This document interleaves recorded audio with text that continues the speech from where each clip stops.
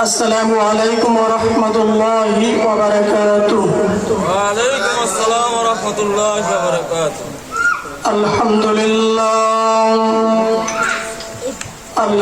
لله نحمده ونستعينه ونستغفره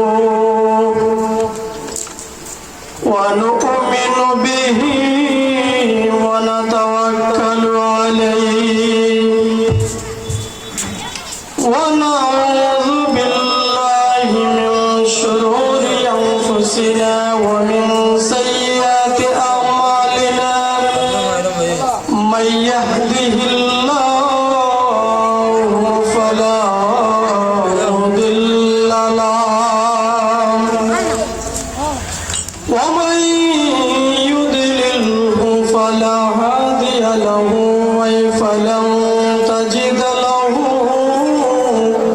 وليا مرشدا ونشهد أن لا إله إلا الله وحده لا شريك له ونشهد أن سيدنا وسندنا وحبيبنا وطبيبنا وطبيب قلوبنا ومولانا محمدا عبد الله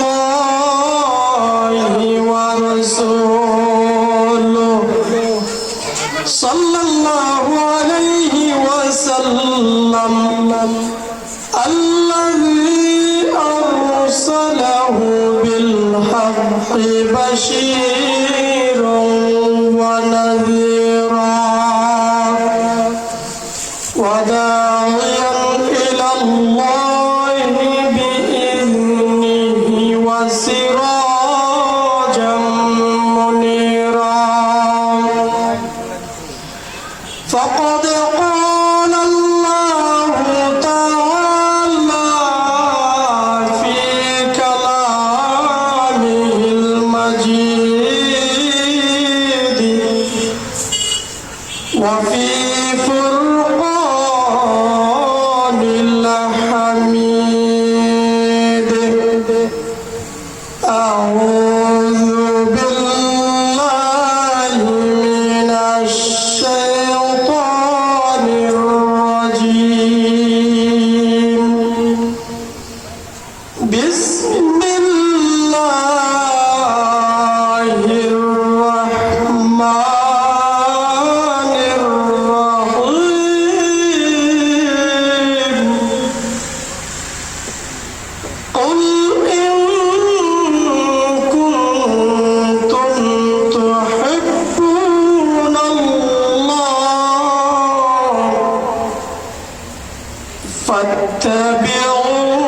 فاتبعوني يحببكم الله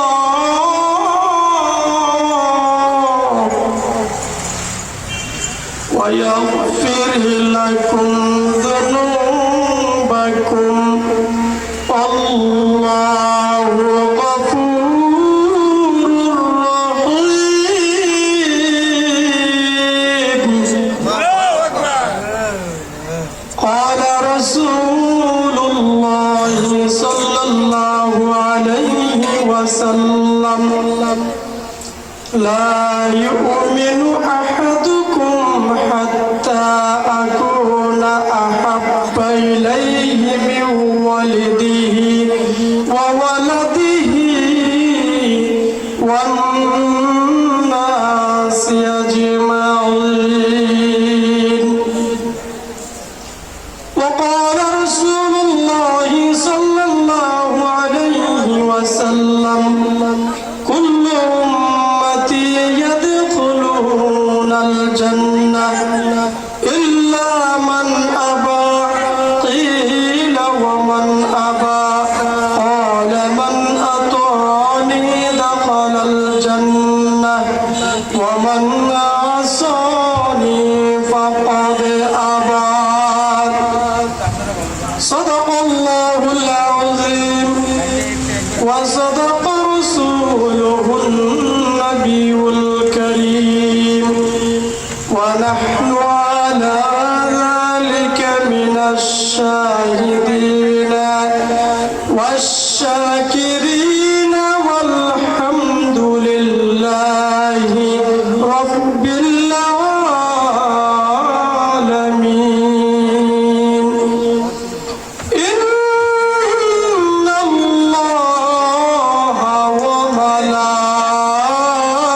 وملائكته يصلون على النبي يا أيها الذين آمنوا صلوا عليه وسلموا تسليما اللهم صل على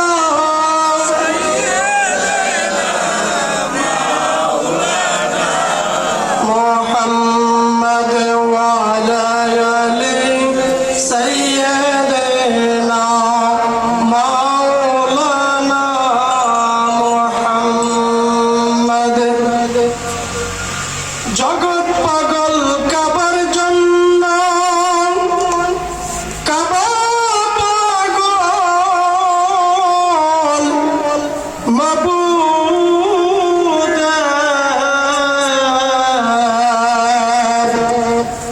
আমার মাবুদ পাগল নবীজির জন্য নবীজি পাগল উম্মতের আল্লাহুম্মা সাল্লি আলা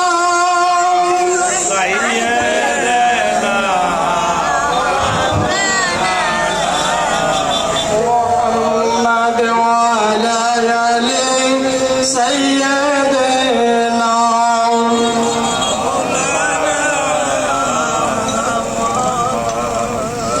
লা ইলাহা ইল্লাল্লাহ লা ইলাহা ইল্লাল্লাহ জোরে লা ইলাহা ইল্লাল্লাহ জোরে লা ইলাহা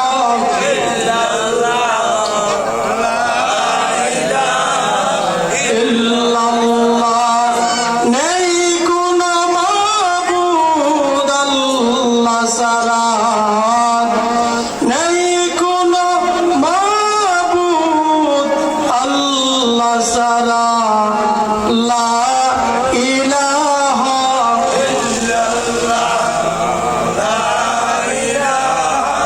ইল্লাল্লাহ জোরে লা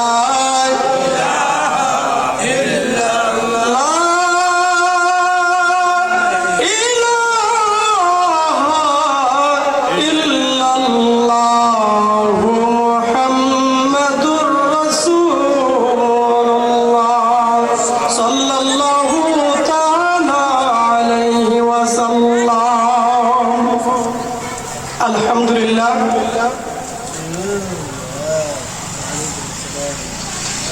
নরসিংহপুর মধ্যপাড়া বাইতুল হামদ কেন্দ্রীয় জামে মসজিদের কমিটির উদ্যোগে পঞ্চম বার্ষিক ওয়াজ ও দোয়ার মাহফিল এই মাহফিলে যিনি সভাপতিত্ব করিবেন আমাদের সকলের পরিচিত পীরে কামেল মুর্শিদে বরহক ওলিকুলের শিরোমণি আলহাজ হযরত মাওলানা আয়াজ আহমদ জুবাইরি সিদ্দিক আল কুরাইশি পীর সাহেব জনপুরি আল্লাহ রাব্বুল আলামিন যেন হুজুরকে সুস্থতা দান করেন এবং নেক হায়াত দান করেন সকলে বলুন আমিন এবং যিনি সহ সভাপতি হিসেবে আসন গ্রহণ করিবেন জনাব মোহাম্মদ আব্দুর রশিদ প্রধান বিশিষ্ট সমাজ সেবক গুটমেহার এবং যিনি এই মাহফিলে প্রধান বক্তা হিসেবে আসন গ্রহণ করিবেন মাওলানা মুফতি হাবিবুর রহমান কাফি চাঁদপুরি সাহেব পরিচালক জুনপুর দারুল হিকমা তাওফিজুল কোরআন মাদ্রাসা প্রধান আকর্ষণ হিসেবে যিনি আসন গ্রহণ করিবেন মাওলানা মুফতি সফিউল্লাহ লহরি সাহেব খতিব খতিব বাইতুল আলা জামে মসজিদ, যাত্রাবাড়ি, ঢাকা। এবং আসর নামাজের পর থেকে এই পর্যন্ত অনেক আলেম ওলামারা আলোচনা করেছেন এবং আমার পরও করবেন। আল্লাহ রাব্বুল আলামিন যেন সকলকে আলোচনা শোনার পর আমল যেন করতে পারি, সেই তৌফিক যেন আল্লাহ রাব্বুল আলামিন আমাদেরকে দান করেন। সকলে বলেন আমিন।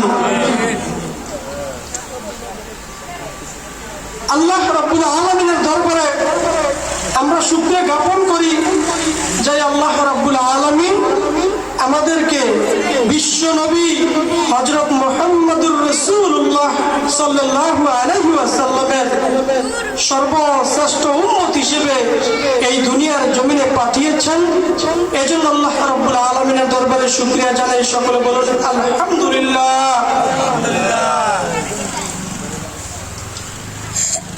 এই মাহফিলের সভাপতি, সেক্রেটারি, যুবকরা, বৃদ্ধরা এবং এলাকার আমার পর্দানিশী মা বোনেরা সকলকে আমার পক্ষ থেকে জানাই সালাম। আপনারা সকলেই সালাম গ্রহণ করুন। আসসালামু আলাইকুম ওয়া রাহমাতুল্লাহি ওয়া বারাকাতুহু। ওয়া আলাইকুম সালাম। আজকের আলোচনা হলো আল্লাহ রাব্বুল আলামিন কোরআনুল কারীমে বলে দিয়েছেন তার নবীকে ভালোবাসা এবং মহব্বত করার জন্য, তার প্রতি আনুগত্য করার জন্য। আল্লাহ রাব্বুল আলামিন যদি আমাদেরকে তৌফিক দান করেন তাহলে সংক্ষিপ্ত সময়ে আমরা আল্লাহকে, আল্লাহ নবীর মহব্বতকে আমরা যেন শ্রবণ করে তার প্রতি ভালোবাসা আমরা অন্তরে গেঁথে রাখতে পারি, সেই তৌফিক যেন আল্লাহ রাব্বুল আলামিন আপনাদেরকে এবং আমাকে দান করে। সকলে বলেন আমিন। আল্লাহ রাব্বুল আলামিন কোরআনুল কারীমে বলে দিয়েছেন, বিসমিল্লাহির রাহমানির রাহিম,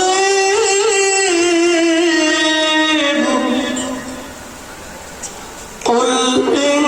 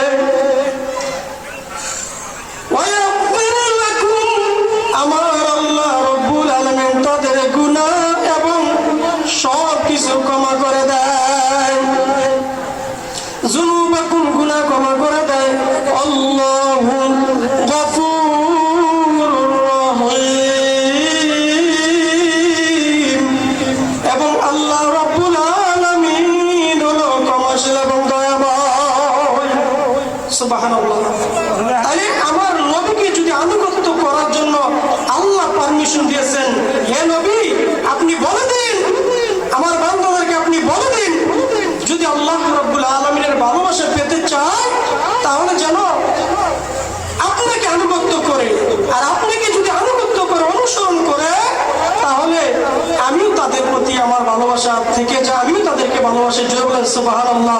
আর আল্লাহ যদি আমাদেরকে ভালোবাসে তাহলে আমাদের যত গুনাহ আছে আমার আল্লাহ রাব্বুল আলামিন আমাদেরকে maaf করে দিবেন। আল্লাহর নবী বলে দিয়েছেন, লা ইউমিনু আহাদুকুম হাত্তা আকুনা হাব্বা ইলাইহি মিন ওয়ালিদিহি ওয়া ওয়ালাদিহি ওয়ান নাসি আজমাইন। তোমার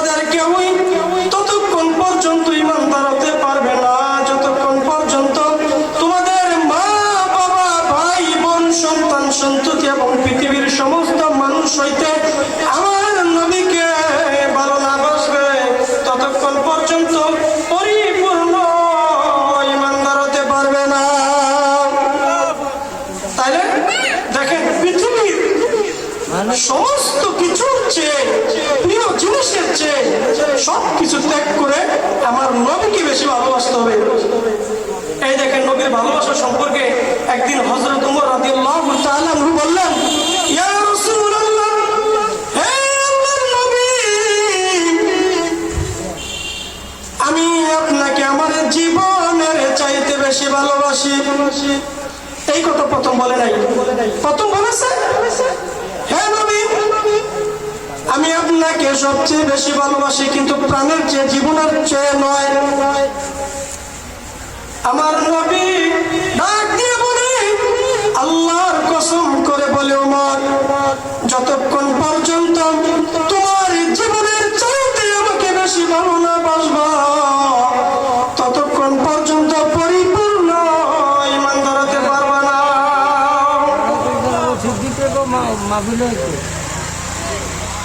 আমার নবী এই কথা বলার পর ওমর রাদিয়াল্লাহু তাআলা আনহু কতক্ষণ চুপ রইলেন। ওমর রাদিয়াল্লাহু তাআলা আনহু চুপ করার পর তিনি চিন্তা করার পরে বললেন, ইয়া রাসূলুল্লাহ,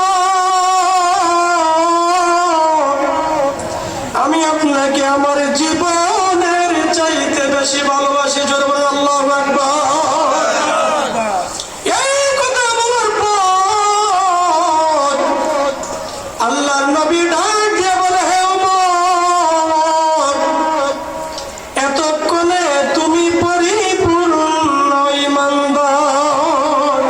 পরিপূর্ণ ঈমানদার এতক্ষণে, তাহলে আল্লাহর নবীকে ভালোবাসতে হবে জানের চেয়েও বেশি। জোরে বলেন আল্লাহু আকবার। আল্লাহর নবীকে আমরা উম্মত হইয়া ভালোবাসতে চাই না, কিন্তু সাহাবীরা এমন ভাবে ভালোবাসত, তাদের ভালোবাসা যখন হাদিসে পড়তে যাই, তখন আমাদের চোখ দিয়ে পানি পড়ে যায়।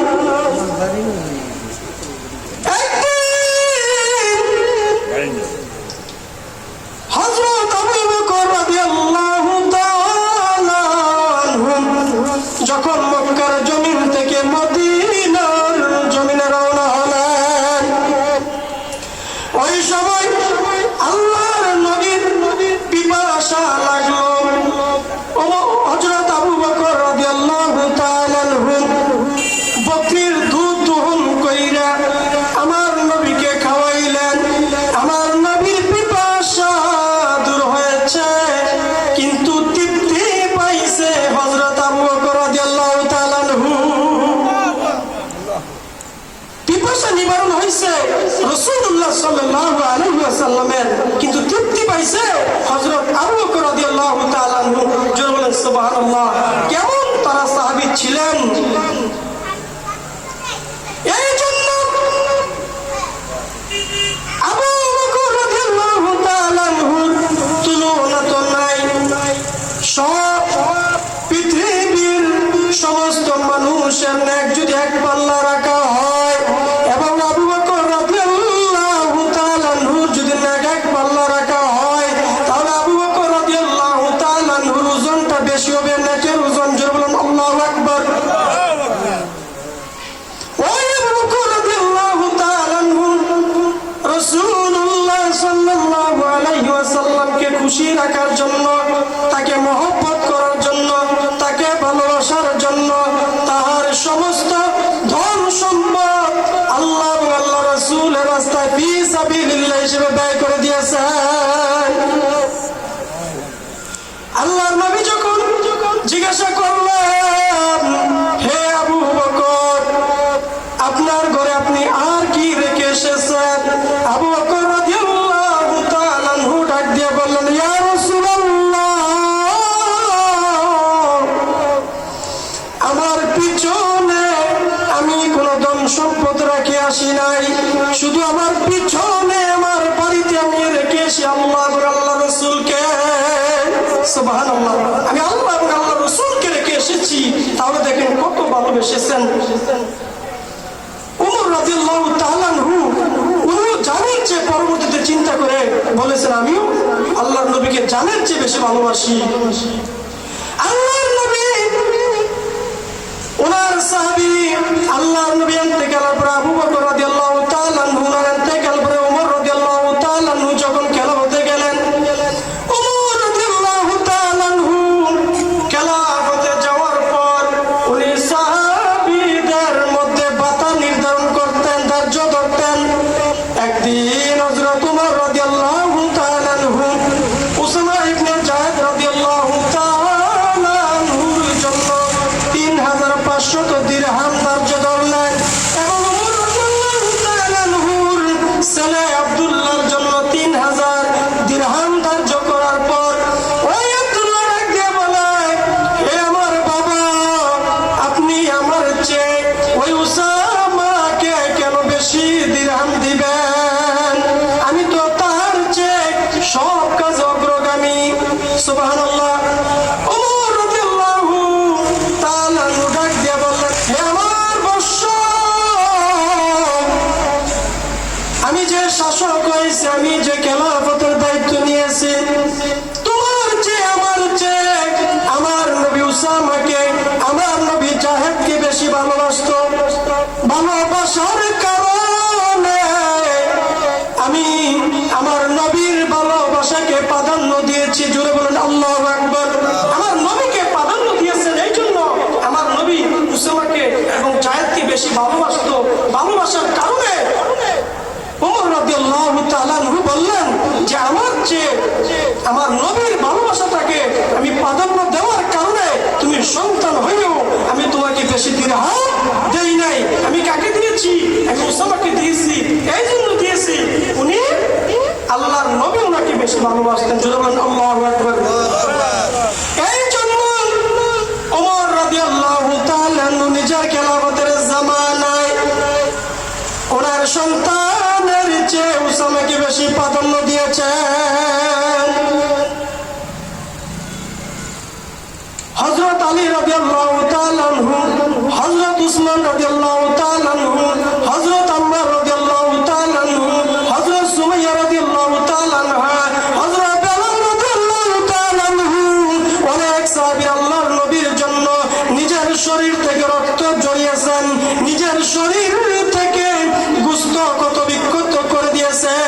মুসাব ইবনে উমাইর রাদিয়াল্লাহু তাআলা আনহু উহুদের যুদ্ধের ময়দানে আমার আল্লাহর নবীর জন্য, আল্লাহর নবীর ইসলামের জন্য, আল্লাহ রাব্বুল আলামিনের বিধানকে কায়েম করার জন্য তার হাত যখন, ডান হাত যখন কেটে দিলেন, তার ইসলামের ঝান্ডাটাকে বাম হাতে নিয়েছেন, যখন বাম হাত কেটে দিলেন তখন তিনি ইসলামের ঝান্ডাকে মুখে নিয়েছেন। যখন ওনাকে পেটের মধ্যে যখন আঘাত করেছে, ওই ইসলামের ঝান্ডা মাটিতে পড়ার পূর্বে অন্য সাহাবী এসেও ঝান্ডাকে তুলে নিয়েছে। জোরে বলুন আল্লাহু আকবার। তারপর ইসলামের ঝান্ডা মাটিতে পড়ে নাই। সুবহানাল্লাহ।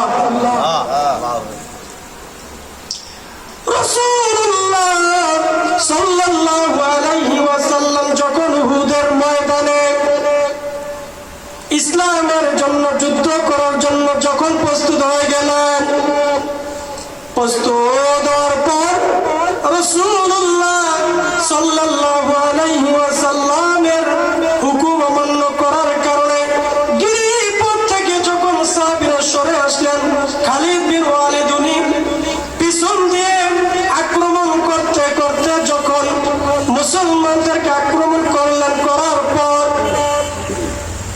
রাসূলুল্লাহ সাল্লাল্লাহু আলাইহি ওয়াসাল্লামকে যখন তারা আক্রমণ করার জন্য একজনের পর একজন আসতেছেন, কিন্তু সাহাবীদের জন্য আমার নবীকে আক্রমণ করতে পারে না। সাহাবীরা বলল, আমাদের জীবন থাকতে আমার নবীর উপরে যেন বিন্দু পরিমাণ আঘাত না লাগে। সুবহানাল্লাহ। এই উহুদের ময়দানে আমার নবীকে আঘাত করার জন্য যখন কাফেররা আসলো, আব্দুল্লাহ ইবনে কামিয়া কুরাইশদের একজন, উনি এসে আমার নবীকে আঘাত করার পর, আমার নবীর শিরস্থান হওয়ার পরে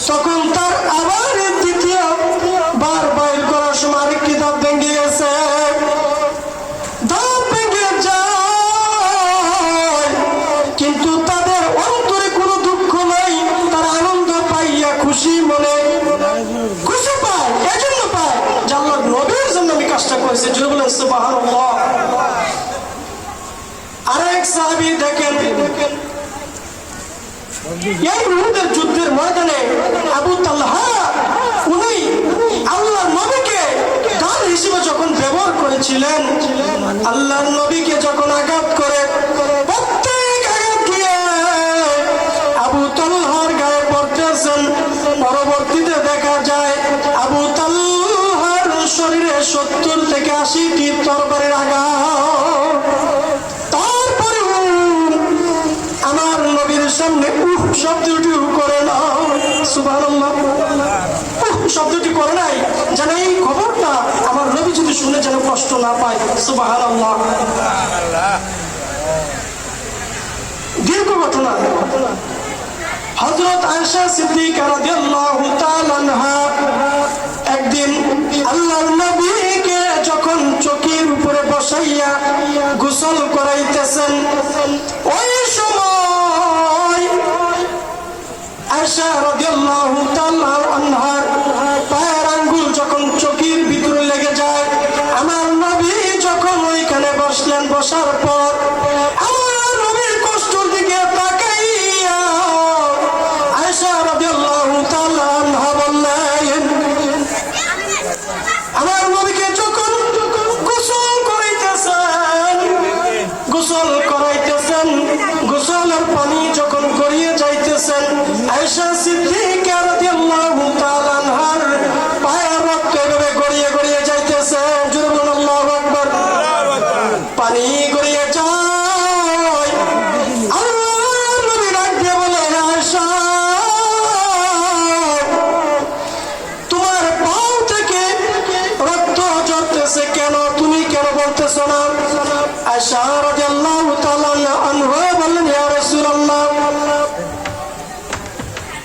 আমার পাও থেকে রক্ত ঝরেছে, শুধু রক্ত নয়, আমার কলিজা যদি ছিঁড়ে পড়ে যাইতো তারপর আমি আপনাকে বলতাম না আপনি চকি থেকে উঠে যান। সুবহানাল্লাহ, কেমন নবীর প্রতি ভালোবাসা ছিল।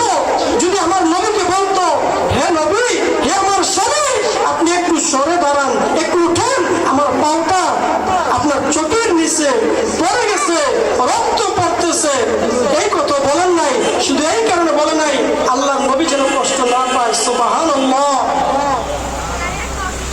আয়েশা রাদিয়াল্লাহু তাআলা আনহা বললেন, যদি কলিজাটা ছিঁড়ে পড়ে যায় তারপরও আমি বলবো না যে হে নবী আপনি উঠেন। আয়েশা রাদিয়াল্লাহু তাআলা আনহা চোখের পানি ছেড়েছেন, কি তারপর আল্লাহর নবীকে বলেন নাই? এক সাহাবী যায়েদ ইবনে তাসিনা রাদিয়াল্লাহু তাআলা আনহু আমার নবীর জন্য এমন কষ্ট করেছেন, নবীর বিরুদ্ধে যদি একটা কথা বলে তাদের কলিজায় আগুন লেগে যায়। একদিন যখন যায়েদ ইবনে তাসিনা রাদিয়াল্লাহু তাআলা আনহুকে মক্কার বাইরে তানঈম নামক একটি জায়গায় যখন হত্যা করার জন্য, পশুর মতো আচরণ করার জন্য হত্যা করার যখন ওই কুরাইশরা নিয়ে যায়, যাওয়ার পরে ওইখানে উপস্থিত ছিলেন আবু সুফিয়ান, উনিও কুরাইশদের একজন চতুর চালাক একজন সর্দার ছিলেন। ওই আবু সুফিয়ান ওইখানে উপস্থিত ছিলেন।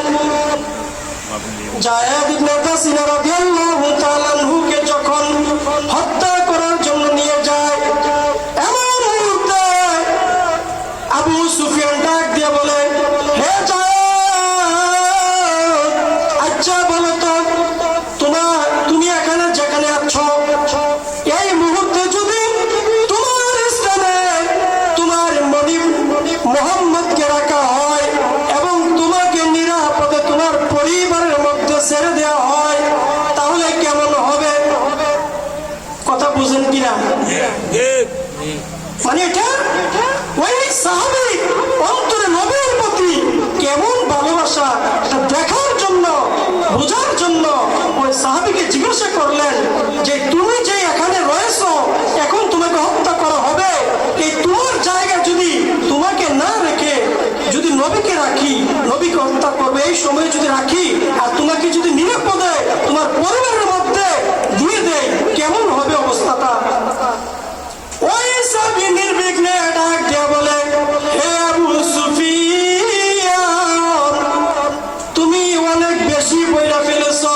সুবহানাল্লাহ। এত বেশি বাড়াবাড়ি কইরো না, তুমি বেশি বলে ফেলেছো। এই মুহূর্তে যদি আমার নবীর সামনে একটা কাঁটা যদি বিদ্ধ হয়, আমরা সাহাবীরা ঘরে বসে থাকি না, আমরা ঘরে বসে থাকবো। এটা কিসের অবস্থা? সুবহানাল্লাহ। ওনার কথা শোনার পর আবু সুফিয়ান ডাক দিয়ে বলে, হে আমার সহজাতিরা, হে আমার কওমেরা, তোমরা শুনো, আমি তোমাদের মধ্যে সত্য কথা প্রকাশ করার জন্য আজকে বাধ্য হইলাম। এই মুহাম্মদ উনি এমন একজন ব্যক্তি, আমি পৃথিবীর জমিনে অনেক মানুষ দেখেছি, অনেক বাদশা দেখেছি, কেউ কাউকে এভাবে সম্মান করে ইজ্জত করে না।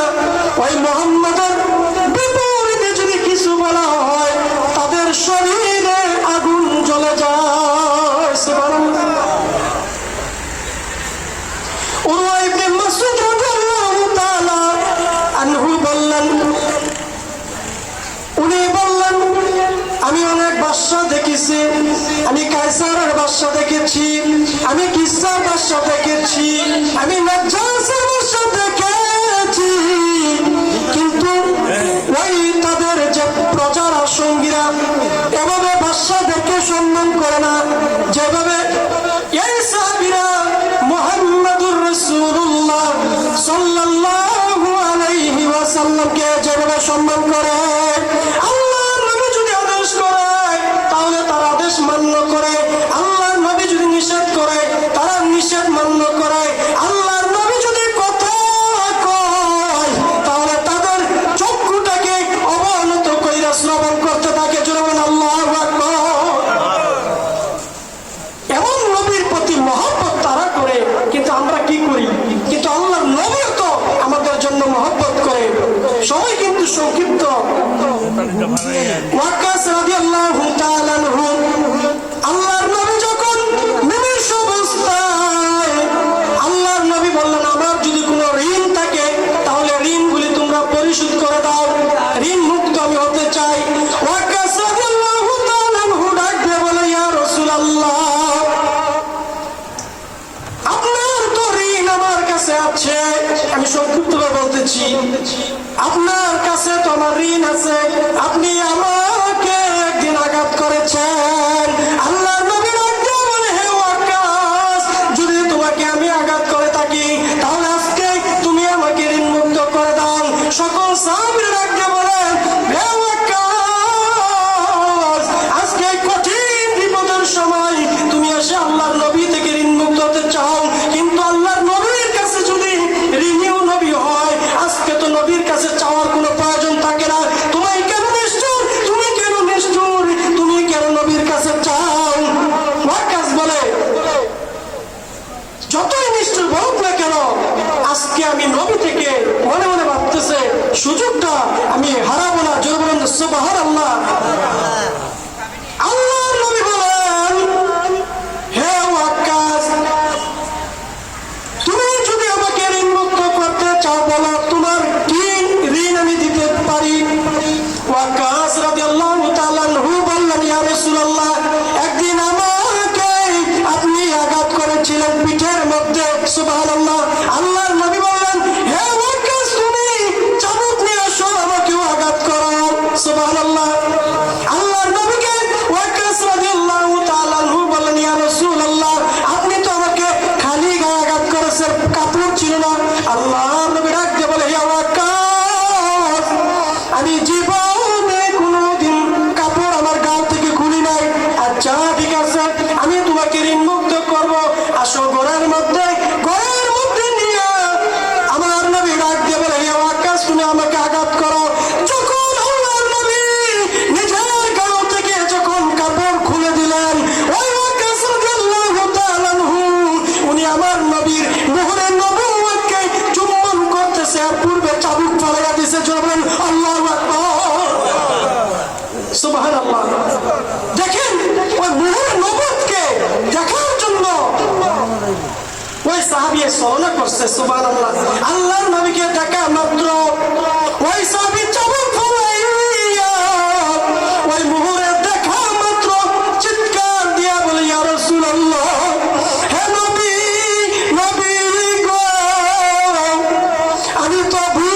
করছি আপনার শুধু একটাই কারণ, আমি সলমা করছি।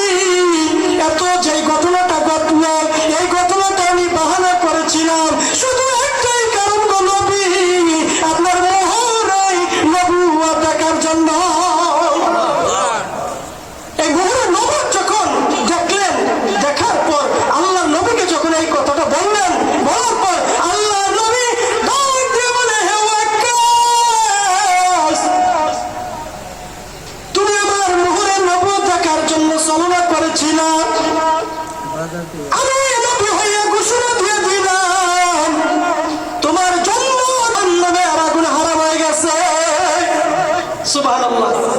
তাহলে আমার নবীর মহব্বত করলে কত আনন্দ পায় কিনা। কিন্তু কিছু কিছু বেয়াদব এই দুনিয়ার জমিনের মধ্যে আছে, যারা আল্লাহর নবীর ইন্তেকালের পর তারা বন্ধু নবী হিসেবে দাবি করেছিল।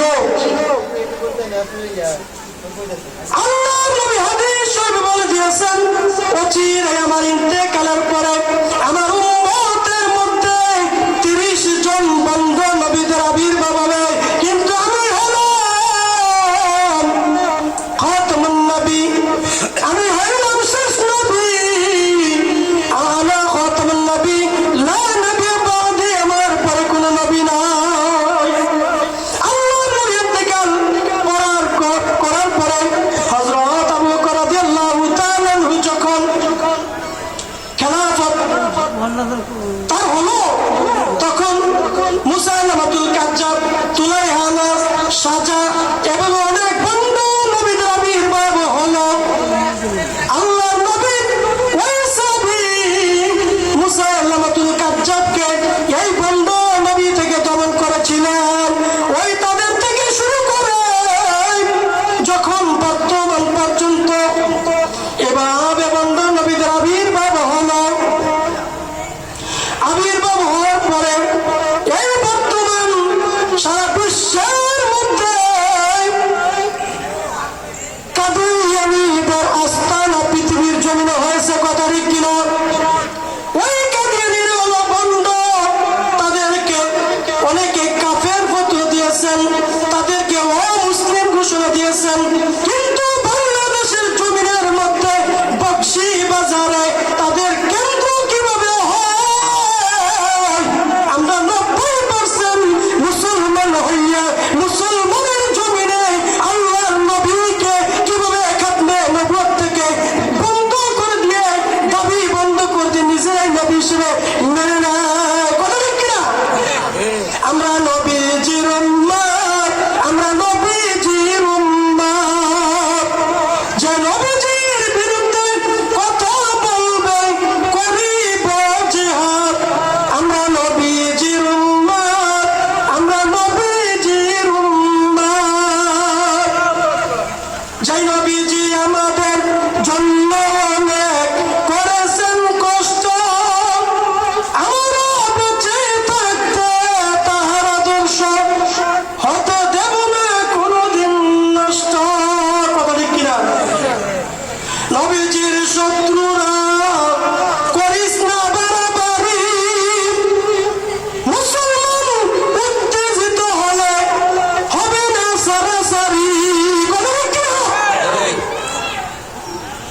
আল্লাহ রাব্বুল আলামিন কোরআনুল কারীমে বলে দিয়েছেন, যালিকাল কিতাবু লা রাইবা ফি, আমরা সকলে জানি সূরা বাকারার 2 নম্বর আয়াত, লা রাইবা, রাইবা সন্দেহ, লা নাই সন্দেহ নাই, লা রাইবা ফি যালিকাল কিতাব, এই কিতাবের মধ্যে কোনো সন্দেহ নাই। তাহলে আল্লাহ রাব্বুল আলামিন সূরা আহজাবে বলে দিয়েছেন, মা কানা মুহাম্মাদুন আবা আহাদিন মির রিজালিকুম ওয়ালাকিন রাসূলুল্লাহি ওয়া খাতামান নাবিয়্যিন। আল্লাহু আকবার। খাতামুন নাবিয়্যিন, এই দলিলটা আল্লাহ রাব্বুল আলামিন দিয়েছেন, যারা খাতামুন নবী, নবীকে শেষ নবী না মানবে, তারা কিন্তু আল্লাহর কালামকে অস্বীকার করছে। আল্লাহর কালামকে অস্বীকার করা মানে আল্লাহকে অস্বীকার করা, আল্লাহকে অস্বীকার করা মানে ওই ব্যক্তিটা কাফের হয়ে গেছে। তাহলে আমরা মুসলমান, আমাদের আকীদা যদি ঠিক না থাকে, তাহলে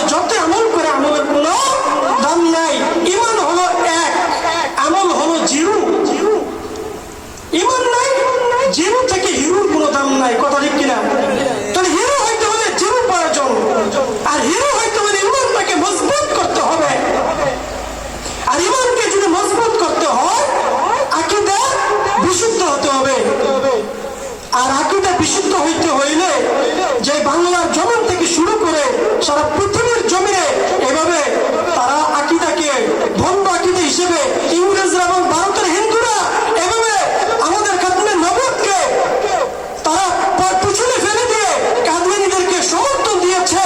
আমরা দেখবেন কিছু আল্লাহর বান্দার আছে 300 টাকার জন্য প্রাইমারি স্কুলে ছাত্র ছাত্রী ভর্তি করাইয়া দেয়, কথা ঠিক কিনা? কিন্তু আল্লাহর বান্দারা যখন মাদ্রাসা ভর্তি করায় টাকা বেশি লাগে না, যদি আলেম হয় ওই আল্লাহর বান্দা যখন মা বাবার কবরে চাইয়া করে ওই মা বাবার কবরের মধ্যে হাদিয়া হিসেবে তাদের পুরস্কার হিসেবে তাদের কবরে সব যায়। ওই সন্তান গঠন না কইরা ওই সন্তানকে 300 টাকার জন্য প্রাইমারি স্কুলে দেয়। ওই কাদিয়ানীর বাচ্চারা তারাও কিন্তু টাকার লোভের কারণে ওই হিন্দু থেকে, ওই ইংরেজ থেকে, ভারতের দলাল থেকে যখন এই টাকা পয়সা পায়, 1000 পায়, 2000 পায়, লক্ষ পাইয়া দক্ষ হইয়া সারা বিশ্বটাকে আবর্জনা বানাইয়া দিয়েছে। এই জন্য আল্লাহর নবীকে সাহাবীরা যেভাবে ভালোবাসতো, ভালোবাসার কারণে তারা জান্নাতে হয়েছে, ভালোবাসার কারণে দুনিয়াতে তারা যদিও কষ্ট পেয়েছেন কিন্তু তারা জান্নাতে আল্লাহর নবীর সাথে থাকবে। মাতা সাহা এক ব্যক্তি যখন জিজ্ঞাসা করলেন ইয়া রাসূলুল্লাহ মাতা সাহা, কখন কিয়ামত হবে? আল্লাহ নবী বলেন কিয়ামতের জন্য কিয়ামত করো, কিয়ামতের জন্য কে প্রস্তুত করে রেখেছ? ওই বান্দা ডাক দিয়ে বলে ইয়া রাসূলুল্লাহ আমি কিয়ামতের জন্য কিছু প্রস্তুত করে রাখি নয়, আমি শুধু আল্লাহ এবং আল্লাহ রাসূলকে ভালোবাসি। আল্লাহর নবী ডাক দিয়ে বলেন হে আমার সাহাবা, তুমি যদি আল্লাহ এবং আল্লাহ রাসূলকে ভালোবাসো তাহলে তার সাথেই তুমি কিয়ামতের ময়দানে থাকবে। জোরে বলেন আল্লাহু আকবার। এই কথাটা আদেশটা বর্ণিত হওয়ার পর ইসলামের আবির্ভাবের পর সবচেয়ে বেশি খুশি হয়েছেন সাহাবীরা যে আমরা তো নবীকেই ভালোবাসি, নবীকে এবং আল্লাহকেই ভালোবাসি, তাহলে আমাদের এই ভালোবাসাটা তো আল্লাহ নবীর জন্য হাসরের ময়দানে মনে হয় আমরাও আল্লাহ নবীর সাথে থাকবো। তারাও খুশি হয়ে গেছেন সুবহানাল্লাহ। এই জন্য আশরাতুল মুবাশশারা 10 জনকে এই দুনিয়ার জমিনে জান্নাতের সুসংবাদ দিয়েছেন। কেন জানেন? শুধু একটাই কারণ, একটাই কারণ, তারা যখন আল্লাহ নবী জুমার খুতবা দিতেছেন শাম দেশ থেকে দুর্ভিক্ষের সময় কিছু খাবার খাদ্য নিয়ে যখন মদিনার জমিনে আসলেন, সবাই কিন্তু ছুটে গেলেন খাদ্য খাওয়ার জন্য, খাবার সংগ্রহ করার জন্য। কিন্তু 10 জন সাহাবী যখন আল্লাহর নবী খুতবা দিতেছেন ওই সময় যখন ওনারা বাইরে হলেন না, আল্লাহর নবী তাদের প্রত্যেকের নাম ডাক দিয়ে বললেন। তারা হলো আশরাতুল মুবাশশিরা আবু বকর রাদিয়াল্লাহু তাআলা আনহু, ওমর রাদিয়াল্লাহু তাআলা আনহু, উসমান রাদিয়াল্লাহু তাআলা আনহু, আলী রাদিয়াল্লাহু তাআলা আনহু, আবু তালহা রাদিয়াল্লাহু তাআলা আনহু, আবু উবাইদা ইবনে জাররাহ রাদিয়াল্লাহু তাআলা আনহু, আব্দুল্লাহ ইবনে আউফ রাদিয়াল্লাহু তাআলা আনহু। এইভাবে 10 জন সাহাবীকে আল্লাহর নবী ঘোষণা দিয়ে দিলেন তোমাদেরকে আমি জান্নাতের সুসংবাদ দিয়ে দিলাম। জোরে বলুন সুবহানাল্লাহ। তাহলে আল্লাহর নবীকে ভালোবাসলে, আল্লাহর নবী যদি এখন উপস্থিত নাও থাকেন, আল্লাহর নবীর সুন্নতের মাধ্যমে আল্লাহর নবীর ভালোবাসা। এজন্য আল্লাহ রাব্বুল আলামিন বলে দিয়েছেন ফাত্তাবিউনি, আপনি বলুন আমাকে অনুসরণ করুন। যদি আমাকে আনুগত্য করে তাহলে তাদেরকে আল্লাহ ভালোবাসে, আর আল্লাহ যদি ভালোবাসে তাহলে আমাদের জন্য জান্নাত নির্ধারিত করে দিবেন। জোরে বলুন সুবহানাল্লাহ। তাহলে দেখেন কাদিয়ানীরা শুধু আমার নবীকে শেষ নবী যে মানে না তা নয়, ওই কাদিয়ানী মির্জা গোলাম আহমদ 1839 বা 1840 সালে তিনি ভারতের পাকিস্তানের পাঞ্জাবের ওইখানে জন্মগ্রহণ করেছিলেন।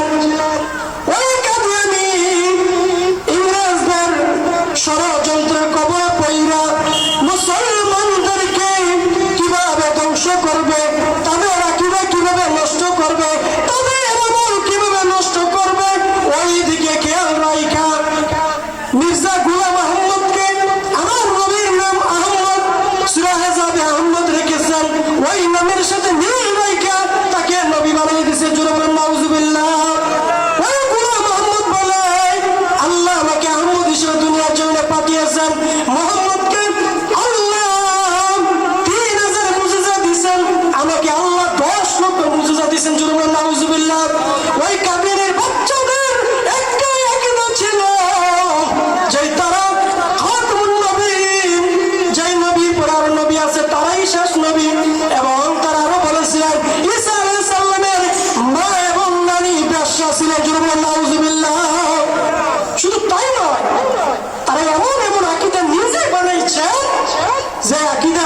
শুনলে আমাদের চোখের পানি রাখতে পারি না।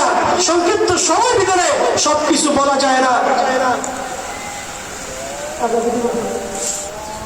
এজন্য বলতে চাই, আজানের সময় হয়ে গেছে, আমরা আজকে থেকে এটাই শিক্ষা গ্রহণ করব, যেই নবীর মহব্বত যদি আমাদের থাকে আল্লাহকে পাওয়া যাবে।